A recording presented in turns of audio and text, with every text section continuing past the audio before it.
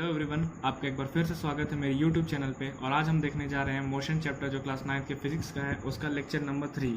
तो दोस्तों, आज हम नया टॉपिक स्टार्ट करने से पहले पिछले लेक्चर में जो हमने पढ़ा था उसको एक बार पूरी तरह से रिकैप्चुलेशन कर लेते हैं। तो लेट अस बिगिन इट। हमने सबसे पहले टॉपिक पढ़ा था मोशन। मोशन क्या है? Motion is the change in position with respect to the time. यानी कोई भी ऑब्जेक्ट अपनी पोजीशन को चेंज कर रहा है, यानी जहाँ पे वो स्थित है वहाँ से हिल गया, अपनी पोजीशन को चेंज कर लिया, तो उसे हम कहते हैं कि वो मोशन कर रहा है। दूसरा टॉपिक था हमारा रेफरेंस पॉइंट। रेफरेंस पॉइंट एक स्टैंडर्ड चूजन पॉइंट होता है जिसकी मदद से हम किसी भी ऑब्जेक्ट की पोजीशन को क्या करते हैं, डिफाइन करते हैं। फॉर एग्जांपल, अगर आपके घर पे कोई आदमी भूला भटका आ गया और कह रहा है भैया हमको फलाने जगह जाना है, कैसे जाएं? आप कहते हैं भैया ऐसा है कि सागवान का पेड़ है, वहाँ से राइट साइड में मुड़ जाइए। अब वो सागवान का पेड़ क्या है? वो सागवान का पेड़ एक रेफरेंस पॉइंट है, यानी उससे राइट साइड में ही उस आदमी को जहाँ जाना उसकी पोजीशन स्थित है। ठीक है। रात में नॉर्थ स्टार निकलता है, पोल स्टार। पोल स्टार क्या है? एक रेफरेंस पॉइंट है जिसकी मदद से हम रात के टाइम पे बाकी सारी दिशाओं को बता सकते हैं, पता कर सकते हैं। ठीक है। अगला टॉपिक था हमारा मैग्नीट्यूड। मैग्नीट्यूड क्या था? मैंने बताया था, बहुत सिंपल कॉन्सेप्ट है। ये अमाउंट होता है किसी भी फिजिकल क्वांटिटी को जब हम मेजर करते हैं तो उसका जो अमाउंट होता है उसी को हम मैग्नीट्यूड कहते हैं। और उसके साथ साथ हम उस फिजिकल क्वांटिटी के यूनिट को भी चिपका देते हैं। फॉर एग्जांपल, कोई भी ऑब्जेक्ट 15 किलोमीटर पर आवर की स्पीड से चल रहा, उसका मैग्नीट्यूड क्या है? 15, और उसके साथ हमने स्पीड के यूनिट को चिपका दिया किलोमीटर पर आवर। ठीक है। अगला टॉपिक हमारा था स्केलर क्वांटिटी। स्केलर क्वांटिटी क्या होता है? स्केलर क्वांटिटी वो फिजिकल क्वांटिटीज होती हैं जहां पे हम सिर्फ मैग्नीट्यूड के साथ डील करते हैं, वहां पे डायरेक्शन से कोई मतलब नहीं होता है।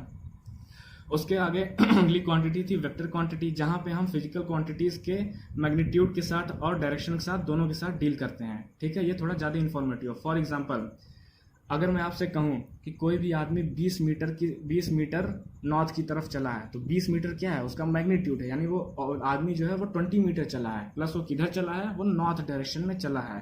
ठीक है। तो वो 20 मीटर नॉर्थ डायरेक्शन में चला है। ये मैग्नीट्यूड के साथ साथ हमने डायरेक्शन भी बता दिया। वो गाड़ी 20 किलोमीटर पर आवर की स्पीड से साउथ दिशा में गई है। 20 किलोमीटर क्या है? पर आवर क्या है? ये मैग्नीट्यूड है, और साउथ क्या है? उसका डायरेक्शन है। तो मैग्नीट्यूड के साथ साथ जहाँ पर डायरेक्शन भी हो उन क्वांटिटीज को हम कहते हैं वेक्टर क्वांटिटी। अगला कॉन्सेप्ट था हमारा डिस्टेंस। ठीक है। डिस्टेंस क्या होता है? तो सपोज कर लीजिए कि आपकी एक छोटी बहन है, थोड़ी चंचल है, आपके लेफ्ट साइड में खड़ी है। वो आपको मार करके भाग जाती है, और जब भागती है तो पूरे घर का चक्कर लगा करके आपके राइट साइड में आकर के खड़ी हो जाती है। तो आपके लेफ्ट साइड से जब वो आपको पीट के भागी, तो वहां से और आपके राइट साइड में खड़े होने तक उसने जितनी पाथ को कवर किया वही हमारी क्या होती है? डिस्टेंस। यानी कि जितनी पाथ लेंथ उसने कवर की अपने इनिशियल पोजीशन से फाइनल पोजीशन के बीच में, वो होती है डिस्टेंस। दूसरा कॉन्सेप्ट था हमारा डिस्प्लेसमेंट। हमें डिस्प्लेसमेंट में पाथ लेंथ से कोई मतलब नहीं, मेरी बहन कितना चली हमसे इससे कोई मतलब नहीं। बस इससे मतलब है कि वो कहाँ से चली और कहाँ पहुंची। वो लेफ्ट से चली और वो राइट में पहुंची। अगर मुझे लेफ्ट से राइट में जाना हो तो मैं एक कदम में उस दूरी को नाप दूंगा। तो the shortest distance between the initial position to the final position is known as displacement. ठीक है। तो ये हो गया हमारा पिछले टॉपिक्स का रिकैप्चुलेशन। उम्मीद है आपको अच्छे से समझ में आ गया होगा। तो दोस्तों, आज हम जो टॉपिक्स पढ़ने वाले हैं उसमें सबसे पहला टॉपिक है स्पीड। ठीक है। स्पीड के साथ हम बचपन से ही वाकिफ़ हैं कि स्पीड होती क्या है। Speed is equal to distance upon time. ठीक है। यानी कि स्पीड मतलब होता है कि कोई भी ऑब्जेक्ट पर यूनिट टाइम पे कितनी डिस्टेंस को कवर कर रहा है। इसकी डेफिनेशन में ही लिखा हुआ है कि the rate of covering of distance, that is the total distance travelled in per unit time. अब आप रेट मतलब ये मत समझ लेना, सर आलू का रेट चल रहा 10 रुपया किलो, सर टमाटर का रेट चल रहा 20 रुपया किलो। वो वाला रेट नहीं है ये। इस रेट का मतलब होता है कि वो पर यूनिट टाइम पे कितना कवर कर रहा है। ठीक है। ये समझना। तो स्पीड का मतलब होता है कि कोई भी ऑब्जेक्ट पर यूनिट टाइम पे कितनी डिस्टेंस को कवर कर रहा है। यानी कि पर यूनिट टाइम का मतलब हो गया पर सेकेंड कितना कवर कर रहा है, या पर आवर कितना कवर कर रहा है, या पर मिनट कितना कवर कर रहा है, उसी को हम कहते हैं स्पीड। स्पीड एक स्केलर क्वांटिटी होती है। फॉर एग्जांपल, चीते की मैक्सिमम स्पीड होती है 120 किलोमीटर पर आवर। वहाँ पे हम ये नहीं कहते हैं कि चीता 120 किलोमीटर पर आवर की स्पीड से नॉर्थ भागता है, या साउथ ईस्ट भागता है, या नॉर्थ वेस्ट भागता है। चीते की बस स्पीड है 120 किलोमीटर पर आवर। ठीक है। तो यहाँ पे हमें सिर्फ मैग्नीट्यूड से मतलब है, यानी 120 किलोमीटर पर आवर की स्पीड से भागता है। डायरेक्शन से यहाँ पे कोई मतलब नहीं है। ठीक है। अगली क्वांटिटी हमारी होती है वेलोसिटी। यहाँ पे हमें डायरेक्शन के साथ साथ मैग्नीट्यूड के साथ साथ डायरेक्शन का भी मतलब होता है, ठीक है। तो वेलोसिटी बेसिकली क्या होती है? वेलोसिटी होती है कि कोई भी ऑब्जेक्ट कितना डिस्प्लेसमेंट किया, जैसे वहाँ पे कितनी डिस्टेंस कवर किया पर यूनिट टाइम, यहाँ पे पर यूनिट टाइम पे कितना डिस्प्लेसमेंट कर रहा है, ठीक है। तो velocity is nothing but it is the rate of displacement, यानी कि किस रेट से वो ऑब्जेक्ट डिस्प्लेसमेंट कर रहा है, यानी किसी एक पर्टिकुलर डायरेक्शन में वो पर यूनिट टाइम पे कितनी डिस्टेंस को कवर कर रहा है पर्टिकुलर डायरेक्शन में, ठीक है। उसी को हम कहते हैं वेलोसिटी। तो ये एक वेक्टर क्वांटिटी हो गया, क्योंकि यहाँ पे मैग्नीट्यूड के साथ साथ हम डायरेक्शन को भी इन्वॉल्व कर दिए। जैसे फॉर एग्जांपल एक मिसाइल 300 किलोमीटर की पर आवर की रफ्तार से बड़ी तेजी से नॉर्थ दिशा की तरफ जा रही है। अरे नॉर्थ वालों भाग जाओ, मरने वाले हो, ठीक है। तो वेलोसिटी पे हम क्या बता रहे हैं कि वो 300 किलोमीटर पर आवर की स्पीड से आ रही है, ठीक है। यानी वहाँ पे मैग्नीट्यूड भी बता रहे हैं, प्लस हम ये भी बता रहे हैं कि वो नॉर्थ दिशा में आ रही है। जैसे एक चोर चोरी करके भागा तो पुलिस वाले अंकल से हमने कहा अंकल वो 20 किलोमीटर पर आवर की स्पीड से ना साउथ दिशा में भागा है। तो हमने क्या बता दिया? 20 किलोमीटर पर आवर, उसकी स्पीड बता दी, मैग्नीट्यूड बता दिया, प्लस साउथ दिशा में भागा है, डायरेक्शन को भी इन्वॉल्व कर दिया। तो यहाँ पे हमने क्या बता दिया? मैग्नीट्यूड के साथ साथ डायरेक्शन को भी इंक्लूड कर दिया। तो अब यहाँ पे इसको हम कहते हैं वेलोसिटी, ठीक है। इसकी भी यूनिट होती है मीटर पर सेकेंड। बस इस चीज़ का ध्यान देना कि वेलोसिटी एक पर्टिकुलर डायरेक्शन में होता है, ये भी एक तरह से स्पीड ही है। ये एक स्पीड है जो एक पर्टिकुलर डायरेक्शन में है, ठीक है। The speed in a fixed direction is called velocity, ठीक है। अगला टॉपिक है हमारा यूनिफॉर्म मोशन। तो यूनिफॉर्म मतलब क्या होता है? जैसे हम स्कूल में यूनिफॉर्म पहनते हैं ना, एक समान, ठीक है, सारे बच्चे एक समान, सबका ड्रेस एक जैसा हो, ना कोई गरीब हो ना कोई अमीर हो, सब एक जैसे हों। उसी तरह से यूनिफॉर्म मतलब होता है एक समान। और मोशन मतलब क्या होता है? The change in position with time, यानी कोई भी ऑब्जेक्ट अपनी पोजीशन को एक यूनिफॉर्म वे में चेंज कर रहा है, यानी पर यूनिट टाइम वो सेम रेट से आगे बढ़ रहा है, ठीक है। तो उस कंडीशन में हम कहते हैं कि वो ऑब्जेक्ट यूनिफॉर्म मोशन कर रहा है। फॉर एग्जांपल अगर कोई आदमी 5 किलोमीटर पर आवर की स्पीड से चल रहा है, वॉक कर रहा है, और वो हर सेकंड 5 किलोमीटर की हर आवर वो 5 किलोमीटर ही कवर करता है, तो उस कंडीशन में वो क्या कर रहा है? यूनिफॉर्म मोशन कर रहा है, ठीक है। ये ऐसा नहीं कर रहा है वो कि किसी आवर में वो 6 चल दे रहा है या किसी आवर में वो 4 चल दे रहा है, बिल्कुल नहीं। वो हर आवर 5 ही चल रहा है, एग्जैक्टली 5 चल रहा है, ठीक है। यानी वो एक यूनिफॉर्म वे में वॉक कर रहा है, ठीक है। तो उसे हम कहते हैं एक यूनिफॉर्म मोशन। अगला टॉपिक है दोस्तों हमारा एवरेज स्पीड, ठीक है। एवरेज स्पीड का कॉन्सेप्ट हम उस जगह पे लेकर के आते हैं जहाँ पे हमारा मोशन नॉन यूनिफॉर्म वे में चल रहा हो, ठीक है।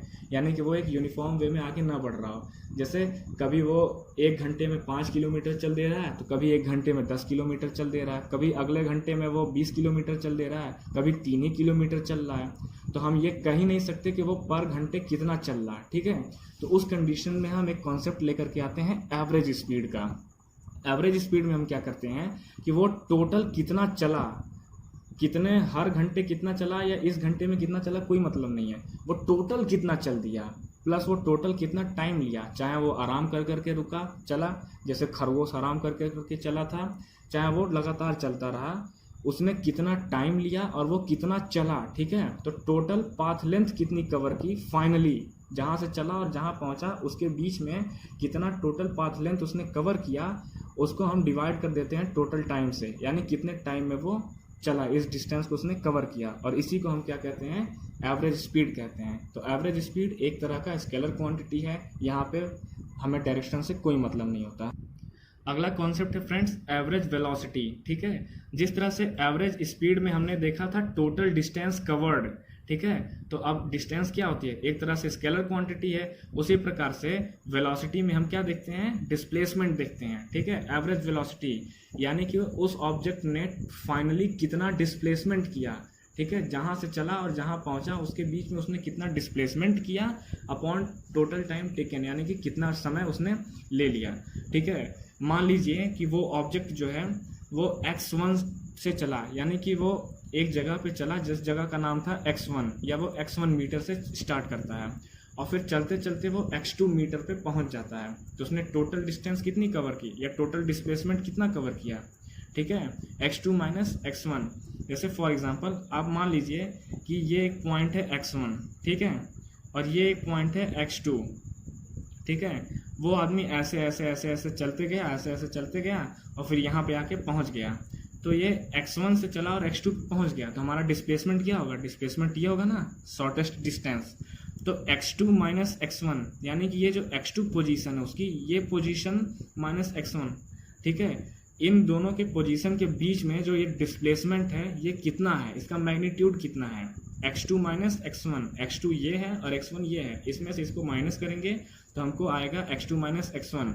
ये डिस्प्लेसमेंट हो गई और ये कितने टाइम में कवर किया, यानी कि मान लो यहाँ पे ये टाइम t1 था और यहाँ पे टाइम t2 है, तो t1 से t2 टाइम में उसने इस डिस्प्लेसमेंट को कवर किया और वही होती है उसकी एवरेज वेलोसिटी, ठीक है। एवरेज वेलोसिटी को हम एक और तरीके से निकालते हैं, जहाँ पे हम लिखते हैं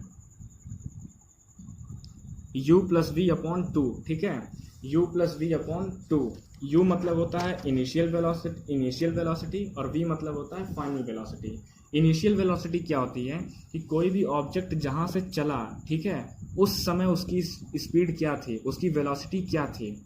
इनिशियल मतलब जहाँ से शुरू किया, ठीक है, इनिशियल।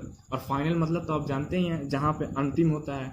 तो जहाँ पे वो रुका, रुकने से पहले उसकी वेलोसिटी क्या थी, या जब रुका तो उसकी वेलोसिटी क्या थी, या किसी पर्टिकुलर पॉइंट पे उसकी वेलोसिटी क्या थी, ठीक है। जरूरी नहीं है कि वो कहाँ रुका है, रुका ही जरूरी नहीं है। जैसे मान लो कि ये ऑब्जेक्ट यहाँ से चल रहा है, ठीक, यहाँ से चल रहा है, ठीक है, और उसको यहाँ पे आना है, यहाँ पे आके रुका, लेकिन हमको उसके पूरे मोशन में हमें सिर्फ कहाँ से मतलब है, यहाँ से यहाँ तक मतलब है। तो वो यहाँ से चला, तो यहाँ पे जब चला तो 0 था, यहाँ पहुँचा, यहाँ पे भी आके रुक गया, लेकिन हमें मतलब है सिर्फ इस पॉइंट से और इस पॉइंट से।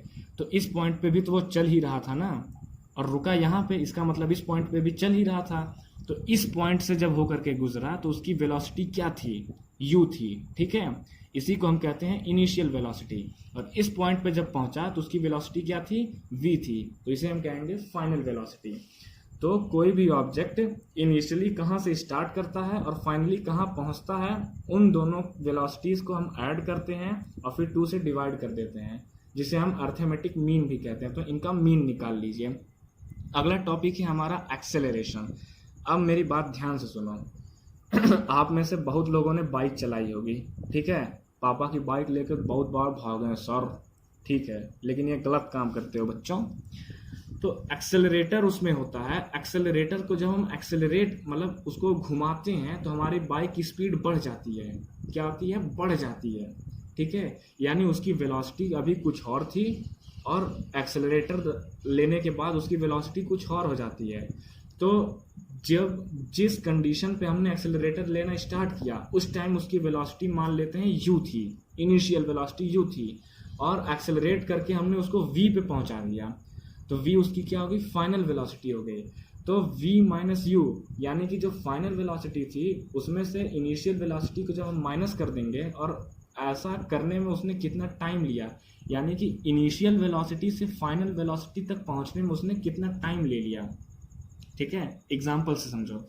मान लो कि कोई भी ऑब्जेक्ट है वो 20 किलोमीटर पर आवर की स्पीड से चल रहा था, ठीक है, और उसने एक्सेलरेटर ले लिया, अपने एक्सेलरेटर को ऐंठ दिया और वो पहुंच गया 40 किलोमीटर पर आवर पे, ठीक है, 40 किलोमीटर पर आवर पे पहुंच गया वो, ठीक है, 40 किलोमीटर पर आवर। तो 20 किलोमीटर पर आवर से 40 किलोमीटर पर आवर की स्पीड को गेन करने में उसने कितना टाइम लिया, ठीक है। तो उसी को हम कहते हैं एक्सेलरेशन, यानी the rate of change of velocity यानी कि 40 किलोमीटर पहुंचने के लिए 20 किलोमीटर से जब चला तो इनके बीच में कितना टाइम ले लिया उसने, ठीक है। तो उसी को हम क्या कहते हैं, एक्सेलरेशन कहते हैं। मान लो कि इसने टोटल टाइम ले लिया 10 सेकेंड का, ठीक है, 20 किलोमीटर पर आवर की स्पीड से 40 किलोमीटर पर आवर की स्पीड को एक्वायर करने में इसने टोटल जो टाइम ले लिया वो था 10 सेकेंड। तो हम इसको लिखेंगे 40 माइनस 20 अपॉन 10, और ये हो जाएगा हमारा 20 upon 10 is equal to 2 kilometre per hour square, ठीक है। अब आवर स्क्वायर मैंने क्यों लिखा, आप खुद देखिए। Rate of change of velocity, velocity की यूनिट क्या होती है, मीटर पर सेकेंड होती है, और इसको हम डिवाइड किससे कर रहे हैं, टाइम से कर रहे हैं। ये टाइम यहाँ पर चला आएगा, ठीक है, मीटर अपॉन सेकेंड स्क्वायर। जब आप इसको किलोमीटर में चेंज करोगे तो वो किलोमीटर पर आवर स्क्वायर होगा ना, इसीलिए। तो एक्सेलरेशन की जो एसआई यूनिट होती है वो बेसिकली होती है मीटर पर सेकेंड स्क्वायर, लेकिन जब बड़े बड़े केसेस के लिए हम कनेक्ट करते हैं या देखते हैं तो वहाँ पे हम किलोमीटर पर आवर स्क्वायर का भी उपयोग कर लेते हैं। तो फ्रेंड्स, आज के वीडियो में हम बस इतना ही पढ़ेंगे। आगे और वीडियोस देखने के लिए हमारे चैनल को लाइक करिए, सब्सक्राइब करिए और शेयर भी करिए। धन्यवाद।